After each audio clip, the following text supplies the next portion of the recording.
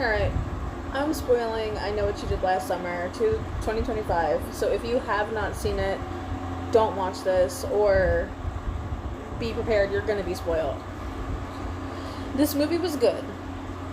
I like the nostalgia feel of it. I like the fact that they did something a little bit different, but not the same, like different. So if you remember in the original I Know What You Did Last Summer, I'm only going off 1 and 2. 3 had nothing to do with 1 and 2. So 1 and 2.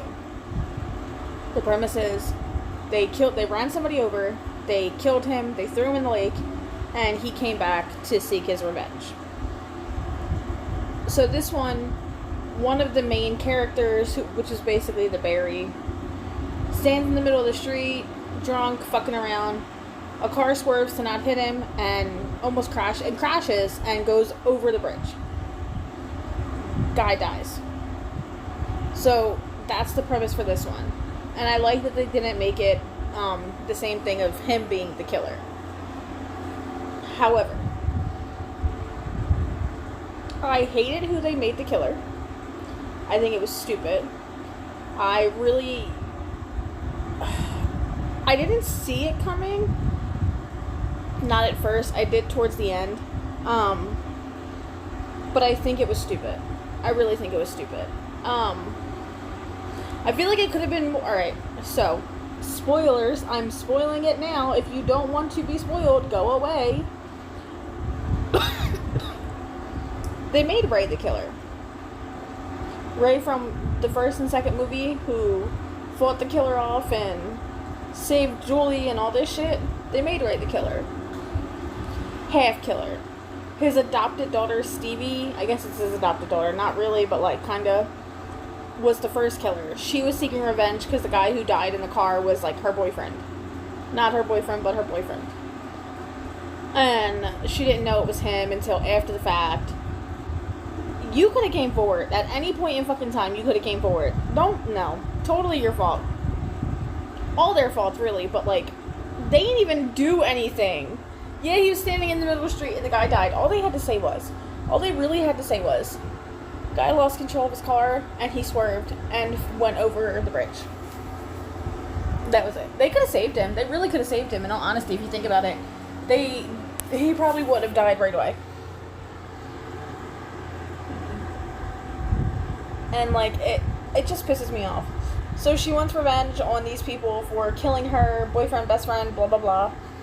She talks to Ray and he's like, yeah, sure, this town forgot about me, so I want to kill him too. Yeah, that's so. So he basically says, the town forgot about me, so fuck them, I want to kill them all too. But we don't find this out right away, which I knew it was coming though. Once they said that Stevie was his daughter, and him and Julie were divorced, and they had a lot of animosity towards each other, something wasn't right. My brain was like, trigger, and I was like, okay. And then there was a scene where Stevie runs into this like church chick who was like her friend before she became friends again with her old friends. It's confusing and it's really stupid. And I'm like, that feels suspicious.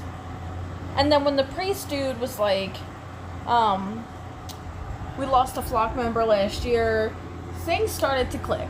And when it clicked that it was Stevie and we found out that it was Stevie, I was like, okay, so obviously, Ray is a part of it. Obviously. Like, there's no way he's not.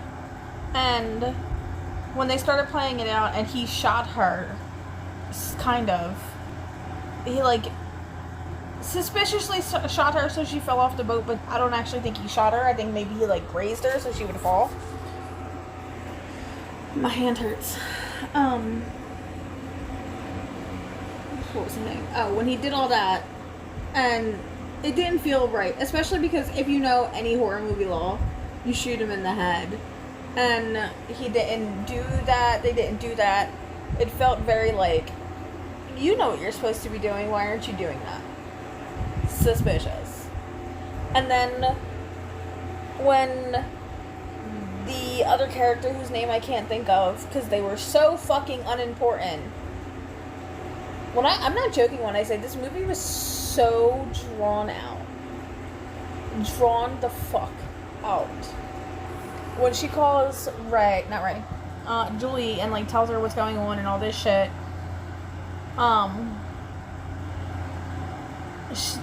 Julie, like, puts it together. Oh shit, it's Ray. So she goes to go back to Southport to save the day and blah blah blah, and they kill Ray and blah blah blah. And he's like, they forgot about me and blah blah blah. I think, in all honesty, if you wanted that shock factor, they should have figured out a way to make Julie the killer. If they wanted that shock factor. I don't think it was funny that, I don't think it was, like, good that it was Ray. It really didn't feel right. It didn't feel like it fit. It really didn't. Like, and on top of, like, all of it, on top of him being the killer, Stevie being the killer, and possibly being alive, they have the one girl that was stabbed on the boat survive and blah blah blah. On top of all of this, they leave it open for a new movie because Julie goes to Brenda's house. Brenda? Is that her name? I think that's her name. Brandy. She looks, oh my fucking god, she looks gorgeous. Although they had her, in my opinion, portrayed like she was in the 80s. I liked it though. They had her go back there, and she's like, we got a problem. And she shows her a note that says, I forget what it says, but it's like, not done yet or not over yet or something. And I'm just like, who's going to be the mysterious killer? Is it going to be Stevie? Because technically she's not dead. Is it going to be somebody else? Is it going to be Stevie's dad? Because apparently her dad dipped off, but also who's Stevie's dad that he's that important that we haven't seen him yet? So, I think if this movie was a standalone movie where we did not know any of these characters, it would be great. But it's the fact that we know these characters, or we know Julie and Ray, and we've seen a prior storyline similar to this, that it's not good for me. I also don't think that it had a lot of reasoning, in all honesty.